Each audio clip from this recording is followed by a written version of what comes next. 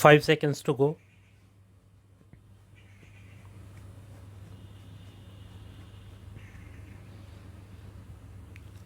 Start.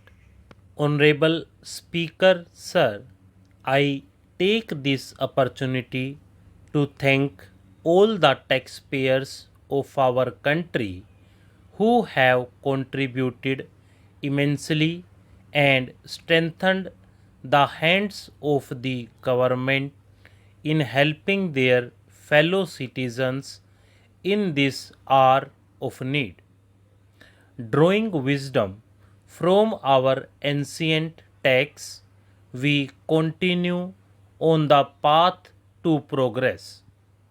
The proposals in this budget, while continuing with our declared policy of stable and predictable tax regime, intend to bring more reforms that will take ahead our vision to establish a trustworthy tax regime.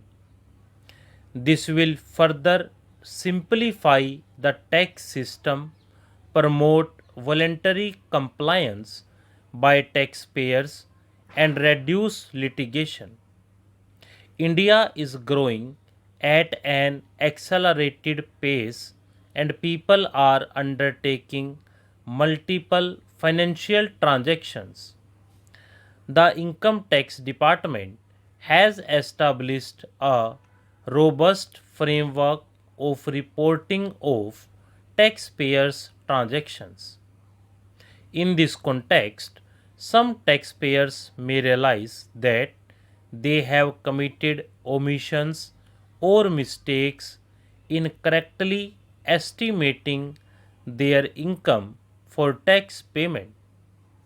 To provide an opportunity to correct such errors, I am proposing a new provision permitting taxpayers to file an updated return on payment of additional tax.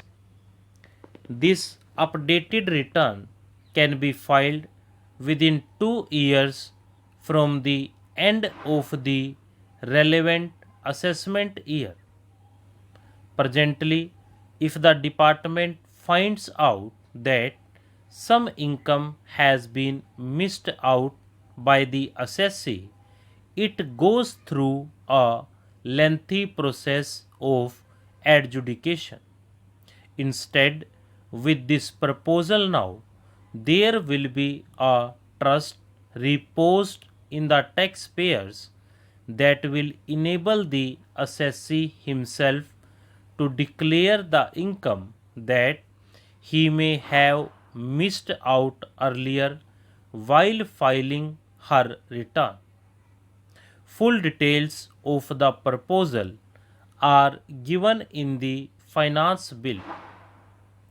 It is an affirmative step in the direction of voluntary tax compliance.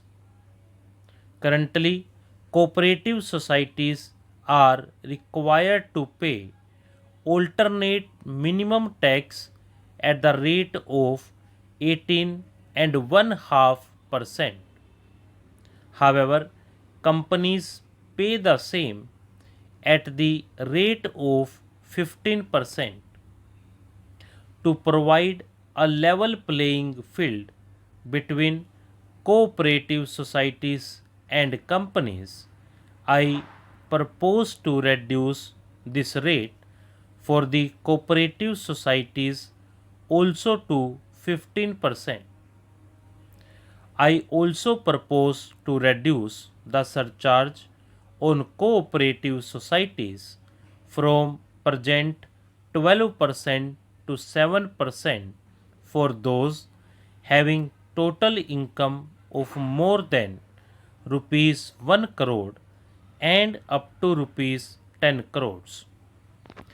This would help in enhancing the income of cooperative societies and its members, who are mostly from rural and farming communities.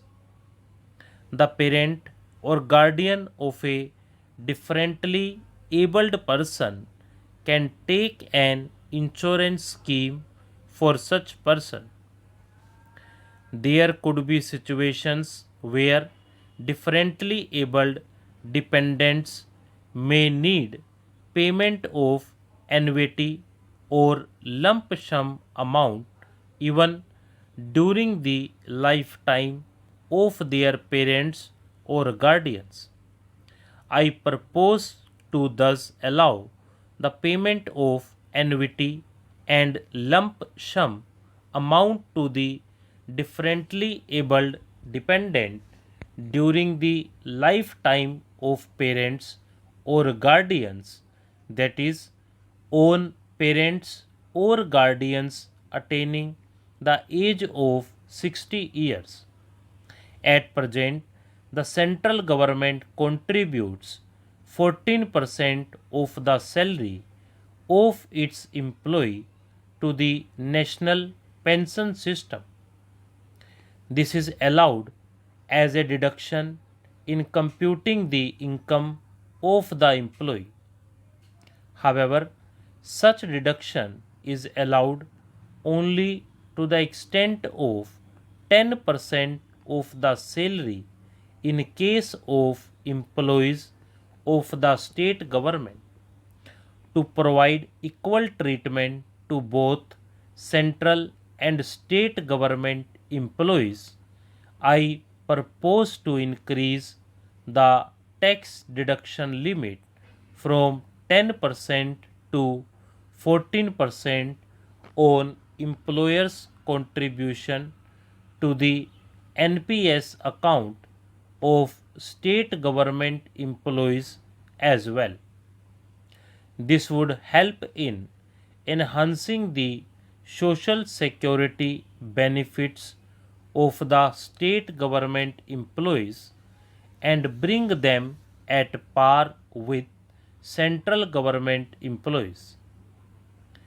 Startups have emerged as drivers of growth for our economy. Over the past few years, the country has seen a manifold increase in successful startups. Eligible startups established before 31st March 2002 had been provided a tax incentive for 3 consecutive years out of 10 years from incorporation. In view of the COVID pandemic, I propose to extend the period of incorporation of the eligible startup by one more year, that is, up to 31st March 2023, for providing such tax incentive. In an effort to establish a globally competitive business environment for certain domestic companies, a concessional tax regime of 15% tax was introduced by our government for newly incorporated domestic manufacturing companies. I propose to extend the last date for commencement of manufacturing or production under section 115B by 1 year, that is from 31st March 2023 to 31st March 2024. There has been a phenomenal increase in transactions in virtual digital assets. The magnitude and frequency of these transactions have made it imperative to provide for a specific tax regime. Accordingly, for the taxation of virtual digital assets, I propose to provide that any income from transfer of any virtual digital asset shall be taxed at the rate of 30%. No deduction in respect of any expenditure or allowance shall be allowed while computing such income except cost of acquisition. Further, loss from transfer of virtual digital asset cannot be set off against any other income. Further, in order to capture the transaction details, I also propose to provide for TDS on payment. Stop.